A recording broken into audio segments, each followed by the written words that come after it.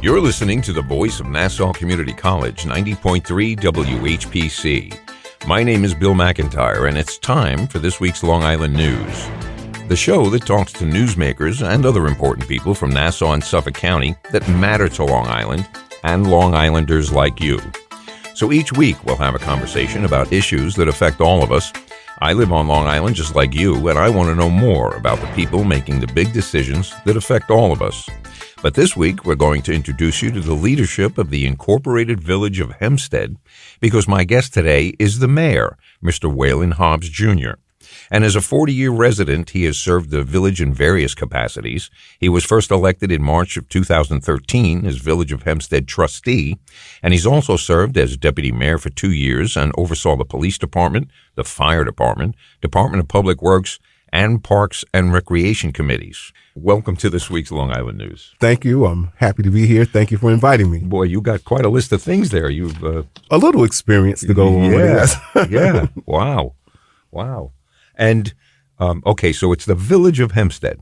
It's the Incorporated Village of Hempstead. Where are we as far as, you know, they say town of Hempstead, then they say Hempstead, and then they... Right. So in the layers of Nassau County government, you have the county, right? You have the town, and then you have the Incorporated Village of Hempstead. Okay. So we are the Incorporated Village of Hempstead. We're not governed or get many services from the town. We provide our own services as police department, sanitation, DPW. So that's the difference between being a part of the town and being an incorporated village. Right. So you kind of like not beholden to the town of Hempstead. Right. Well, you know, I'm sure you work together. We work together, and our residents do pay some town taxes. And most of the services that the town provide for Hempstead is animal control, to be honest with you. Right. Hempstead, the Incorporated Village of Hempstead, is the largest village in the country. Yeah. We're larger than many cities. And so one of the things that we're pursuing, we put together a city charter commission to look in becoming a city. Because as a city, Hempstead gets direct funding. As an incorporated village, oftentimes when funding comes down on the federal level, it either comes to the county or the town and then funneled to the village. When we look at our sales taxes, we have major car dealerships in the village of Hempstead, all on North Franklin Street. But those sales taxes go to the state, and what the state does is take a percentage and give to all of the villages. But if we were a city, we would get more direct. Absolutely. And that would be a difference of $2 to $3 million of revenue for Hempstead if we became a city. Wow. Well, would that go to a referendum, or is somebody just going to try and do that? No. Well, the first thing you have to do is put together a city charter commission to come up with how the city operates, basically the bylaws for the city. Where now we have a village ordinance, we will now have a city charter. Once that's put together, we present it to our state representative, our senator and assembly, and they have to present a bill before the state. Once it's approved on the state level, then we come back to the residents of the Village of Hempstead, and we have a vote whether Hempstead wants to become a city or remain a village. So that's how it goes. So first you have to basically pass all the hurdles as to whether or not you can do it. Absolutely. And then you get to ask your people if they want to do it. Correct. So you could basically put a lot of work into this and then turn around, the people say, no, we don't want it. Yeah, well, and of course, we've already presented this to the residents because, you know, it would be not too wise to go do all this work, and the majority of residents might not want it. Yeah, right. So the feedback that we get from the majority of the residents is that they want to become the city because they know the benefits of becoming the city. Right. Is the population, is that number? Well, no, population has nothing to do with becoming a city because, as I said before, there are many cities in the state of New York that have a smaller population than the Village of Hempstead. Census-wise, they put us around 55,000 residents, but we have a lot of undocumented residents in the Village of Hempstead. So I would say we're really close to 65,000, 70,000 residents in the Village of Hempstead. Right. But that's not a criteria for whether or not you can do this. Nope, it's not. That's wild. Yeah. So there could be cities around here with like 4 people. Well, yeah. So we have cities upstate with maybe a population of 2,000 or something. Really? So yeah, absolutely. Wow. And it's all because of the way the money is, I guess, federal money, and that probably has the most to do with it. Well, sales tax and federal funding. Again, it's difficult for villages to get direct federal funding. We were fortunate enough with the ARPA funding that the federal government, through advocation of the U.S. Conference of Mayors and New York Conference of Mayors, that we had the federal government give it straight to the villages, which was helpful. So the Village of Hempstead received close to $18.6 million in ARPA funding. And so we were able to take that money during the pandemic to assist homeowners that had fallen behind on their mortgage. We were able to get a couple of emergency vehicles. So it was helpful to get that funding. Again, if we had to wait for the town or the county, we wouldn't get the same amount of money. Yeah. And we were talking about, a long time ago on Long Island, places were called hamlets.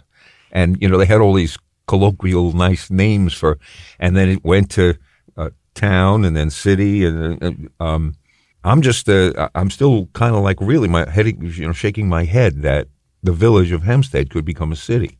Yes, absolutely. The Village of Hempstead, again, we're the largest village in the country. And right now, with the funding that we get through sales tax, the percentage, it's close to maybe, I think it was like around 400,000. So 400,000 compared to $2.3 million. It's a big difference in revenue. Does it change the way that you run Yeah, so the only change would be we would still be a part of the county. We would no longer be a part of the town of Hempstead.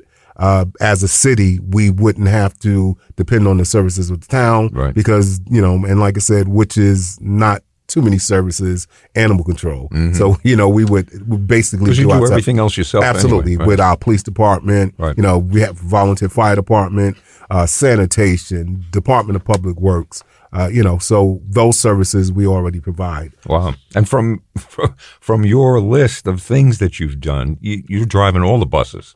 Pretty much. Right? Well, listen, the mayor is the CEO of the Incorporated Village of Hempstead. Right. And so it's my responsibility as mayor, the direct supervisor of every over 500 employees that we have in the Village of Hempstead.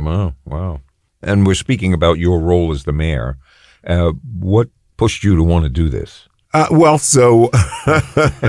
Good question.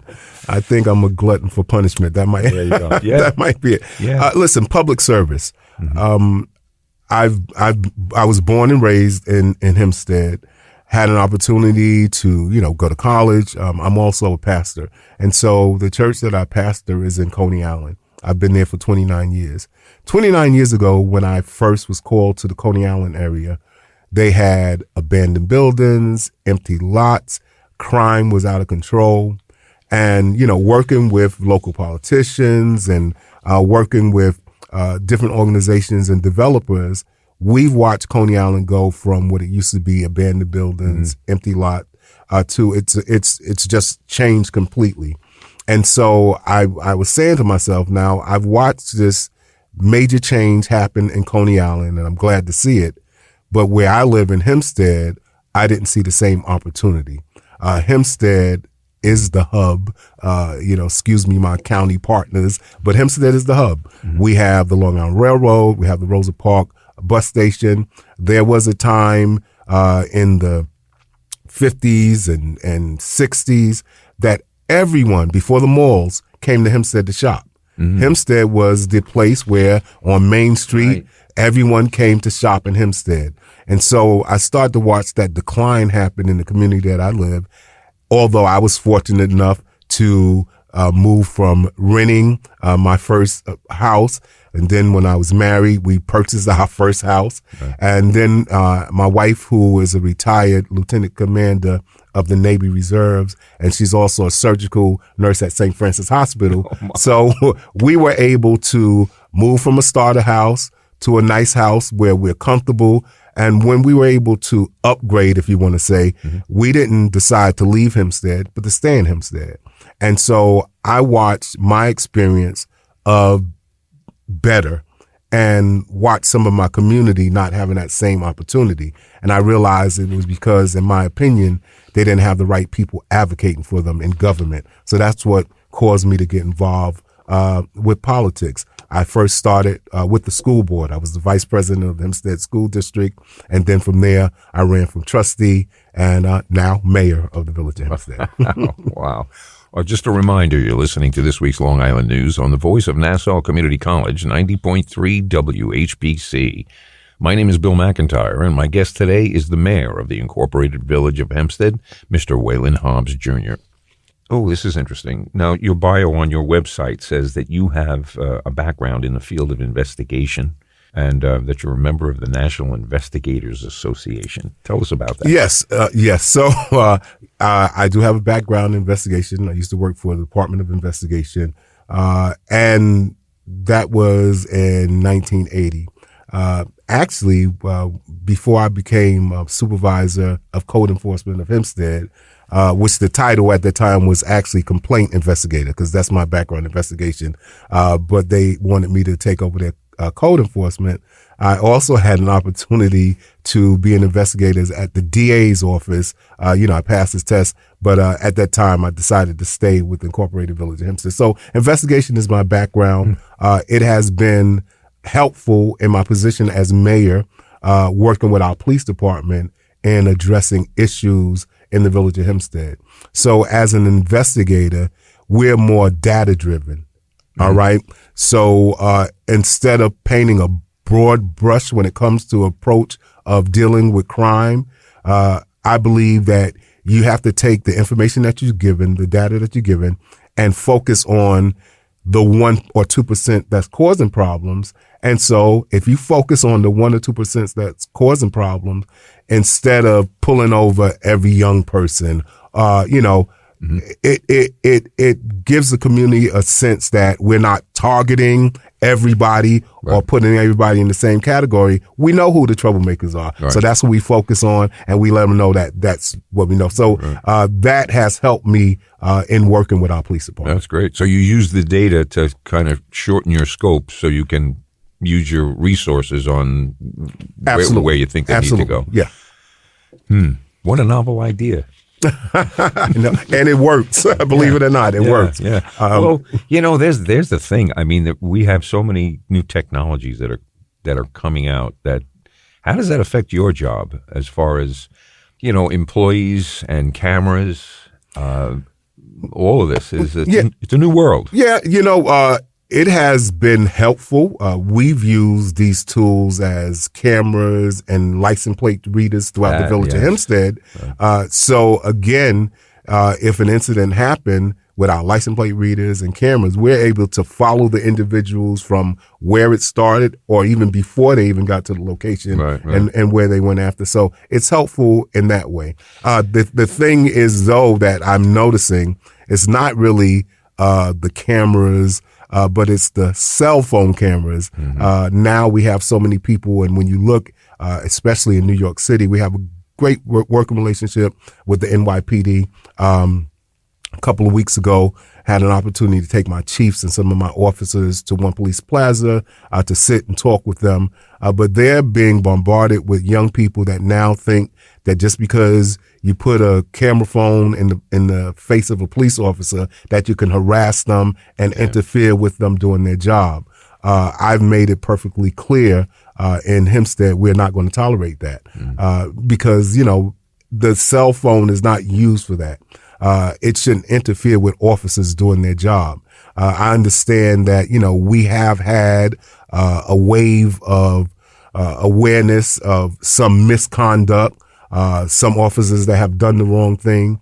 But just like I don't think it's fair for us to paint a broad brush with all of our residents, saying all residents are criminal, all residents are bad. We can't do to the police officers. Right. So we have to look at it that way. Yeah, it's difficult. Well, so you see the advent of technology in your job, like doing an investigation, and you realize the amount of information you can actually find out. How does that make you feel as a private citizen now? Well, I tell you what. To know that same technology is also watching you. It's like they say, well, if you're not doing anything wrong, you don't have to worry about it. Nevertheless. Right. And that's actually how I feel. No one wants their privacy to be invaded, right? But at the same time, I've always conducted myself before this technology as always assuming that, and I share this with my children. I always tell them, when you're making a decision today, think about what the future what impact it'll have on you. Consequences, absolutely. So, I believe, again, if you're conducting yourself the right way, you don't have to worry about, surveillance and things like that. Yeah. Again, I can understand where, there is a concern. I've noticed myself that with my phone, if I'm having a conversation, say, for example, I say, you know what, I'm looking into getting a new stereo set. And as soon as you put that phone on and go to a social media, all of a sudden you get all this advertising for stereo. So yes. You're being listened to. Oh, absolutely. Well, I've said this to some of my friends, some night have a party and everybody put your phones in the middle of the table and then talk about buying a product that you would never get. It's never going to be on anybody's radar right now. And then when you're done with party, you're sitting around, you had a little food, and pick up your phones and go to your Facebook page, and I will almost guarantee that the first thing you see is that product you would never buy. Absolutely. So that I think that it's strange because it's affecting us, and we kind of don't know it. Yes, absolutely. Absolutely. We're being steered just a little left and a little right. And, we are the lemmings being herded around by, and until we're savvy. Look at the lady the other day. She got, it was a scam. I forget what it was. They told her she owed back taxes or whatever. Now, I feel very, very sad for the older folks because the technology thing, it's only happened in a few years, and they're being bumped. They don't know how to send an email. They don't know. But she was scammed out of $14,000 by, So I constantly tell people on this program, the IRS will never call you on the phone. That's right. No one in government will call you on the phone. Right. So, but here was the kicker.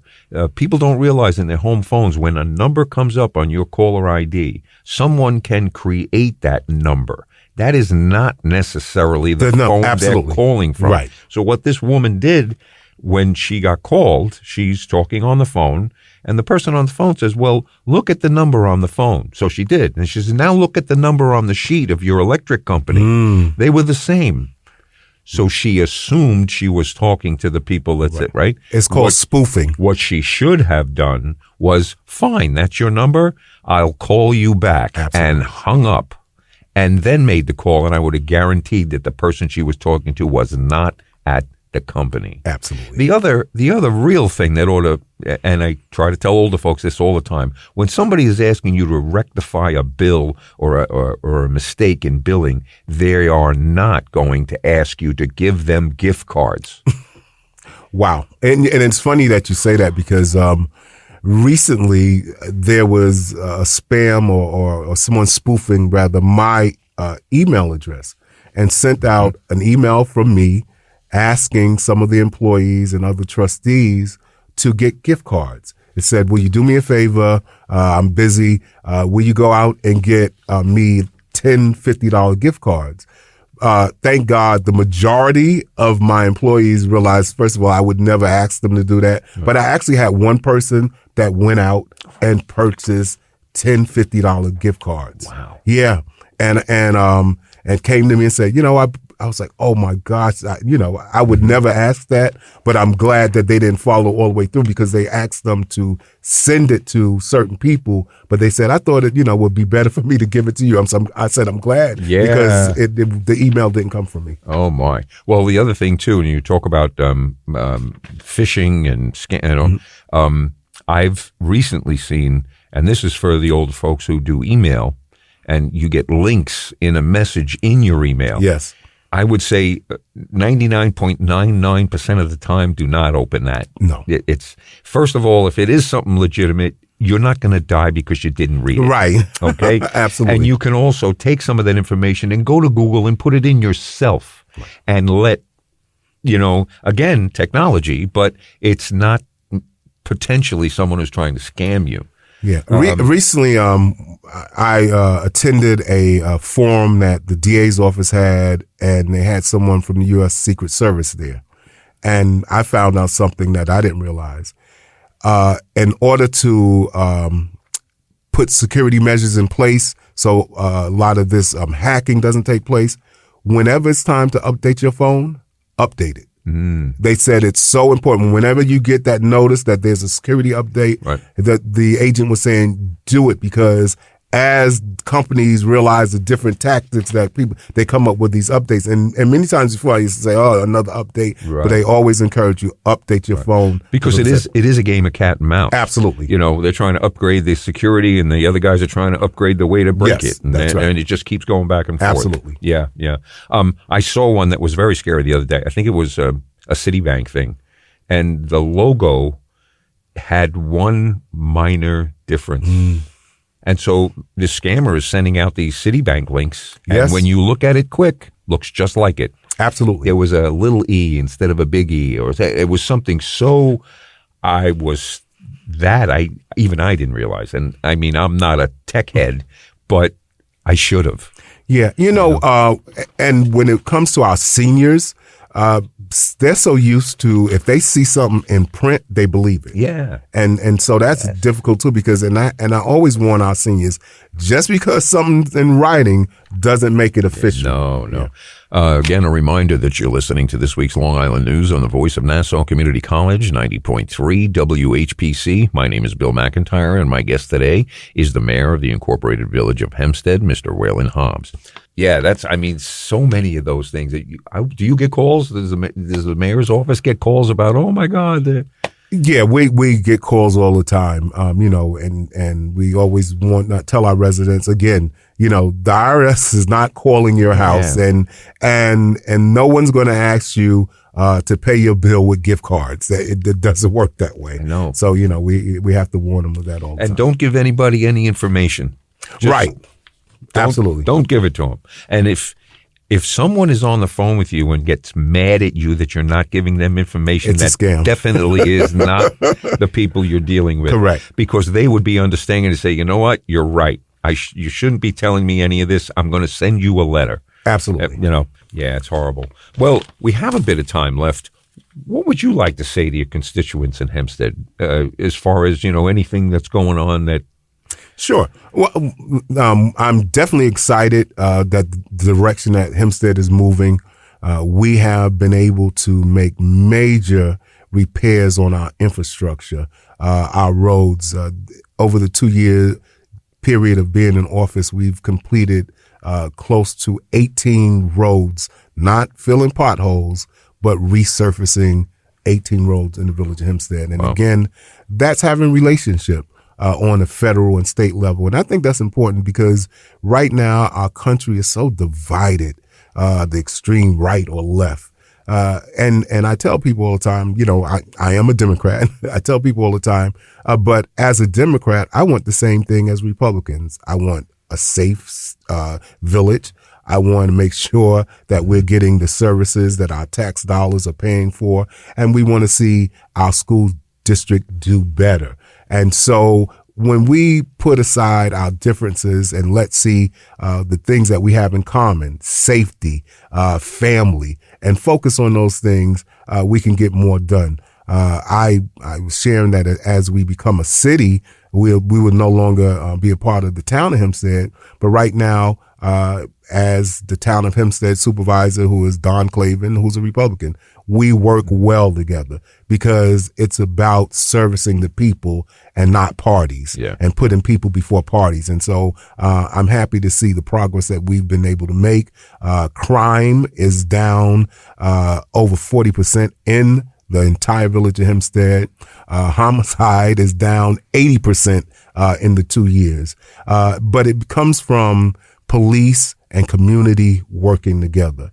We have had so many community events sponsored by our police department to foster a better working relationship, block parties. When I became mayor 2 years ago, you could barely get people to come out to the parks, utilize parks and recreation because they were scared. Now we have seen more activities in our parks because people are comfortable. They know that Hempstead is safer. What do you have coming up? Well, on the 29th, we will be celebrating 50 years of hip hop.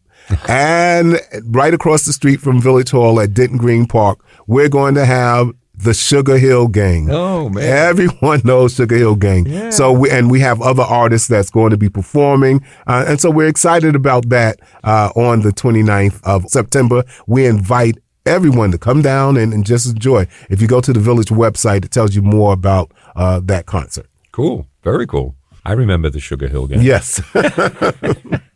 What's the website? HempsteadVillage.org. And also, we're having on the 23rd of September. The mayor's annual softball tournament. I started it last year, and it's a tournament with our police department, fire department, DPW, sanitation, all the village employees. Last year, the police department won the trophy. This year, we've also have a community team that came together because they were so excited about the event. They said, we're not employees, but we want to be a part of the tournament. And I hear the community is saying that they're going to win the trophy, but we'll have to see. So we invite you to come on out and be a part of that. So there's even like governmental trash talk. Yes. Oh, absolutely. Absolutely. And I just sit back and observe. I don't play with the police department or the fire. I'm a member of the fire department, Hempstead Volunteer Fire Department. Right. But I sit back because I don't want anyone to say if that team won, it was because I was playing. So, Can you be the ump? Yeah. Well, no. Then they might think I'm partial. Yes, absolutely. Oh, that's wild. That's cool. You know, half an hour just goes too fast. Yes. But my guest today has been the mayor of the Incorporated Village of Hempstead, Mr. Waylyn Hobbs. And thank you again for taking the time to come here today to speak with us. And good luck with the game, but good luck with the village, too. Thank you.